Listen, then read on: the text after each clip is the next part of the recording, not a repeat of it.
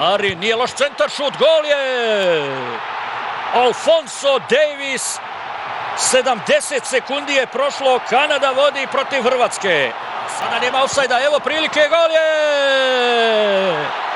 Sada je pogodio Andrej Kramarić, 1-1, 36 minuta. Livaja, gol je! Marko Livaja! Kramarić, 3-1! Drugi gol, četvrti gol Lovre Majera ovdje. Kamal Miller pravi veliku grešku. Evo dobrog centar šuta, velika gužva, gol je! Opasni Maeda pogađa za vodstvo Japana. I to nakon prekida. Dobre, nije loš centar šut, gol je! Ivan Perišić stiže Davora Šukera. 1-1. Brani Livaković.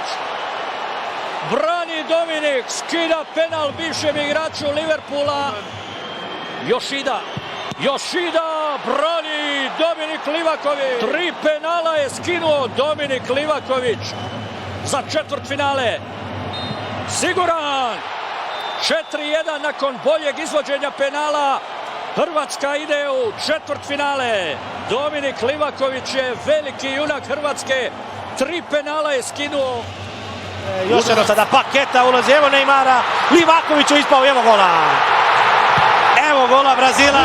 Oršić povratna za Petkovića. 1-1! 1-1 Bruno Petković. Kino! Hrvatska je na polufinalu svjetskog prvenstva, poštovani gledalci. Nakon Francuske 98. Rusije 2018. Hrvatska je među 4 najbolje reprezentacije svijeta i u Kataru. Bravo vatreni! Kakav uspjeh reprezentacije Hrvatske, izbaciti najtrofejniju reprezentaciju svih vremena, petorostruke svjetske prvake. Lijepe lopte, evo velike prilike za Argentinu, čisti to Lovre. I je li to 11-terac? Čini se da uz žuti karton. Messi, Livaković, Messi. 1-0 vodi Argentina od 34. minute. Alvarez 2-0. Kakva solo akcija. 2-0 vodi Argentina u 39. Messi. Asistencija za Alvareza 3-0. Kakva sekvenca Lea Messija. I još jedno. Za erupciju oduševljenja na Lusail stadionu. 70. minut. Argentina sada već ima ogromnih 3-0. Ubačena lopta, povratni pas, evo šanse i vodi Hrvatska. Sjajna akcija.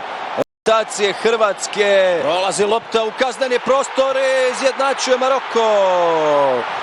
Zaspala je odbrana Hrvatske, strijelac Dari. Eto. A kakav pogodak Oršića, 2-1.